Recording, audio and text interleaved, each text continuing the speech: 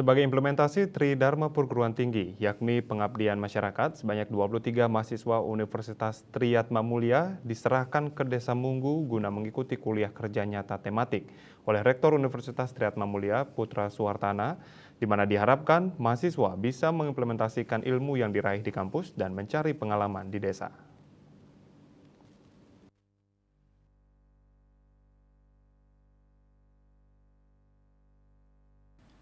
Rektor Universitas Triyatma Mulia Ketut Putra Suwartana berpesan agar para mahasiswa yang mengikuti KKN jangan malas di tempat KKN dan terus belajar bekerja di lapangan agar teori dan praktek di lapangan seimbang.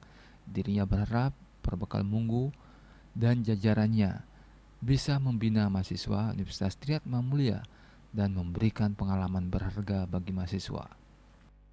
Suatu kewajiban bagi mereka harus mengenal lapangan, sehingga mereka harus belajar mandiri di lapangan, mereka harus belajar bekerja. Itu yang kita harapkan sehingga nantinya antara teori dan praktek itu bisa seimbang.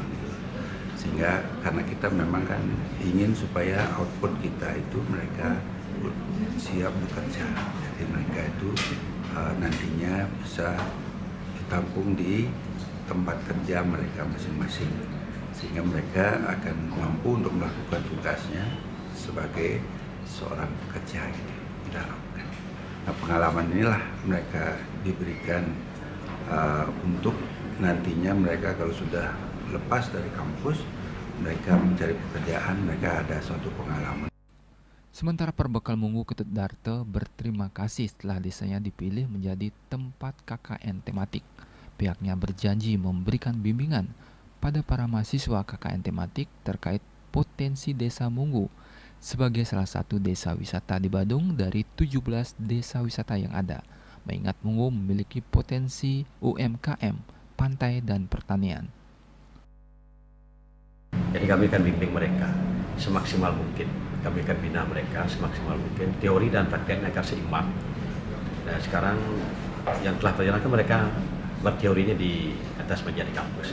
Ya sekarang di lapangan, ya kami akan berusaha memberikan apa yang kita miliki di desa sesuai dengan potensi wilayah. Kita sebagai salah satu desa wisata di 17 desa dari 17 desa wisata yang ada di Kabupaten Badung yang ditetapkan terbaru tahun 2022.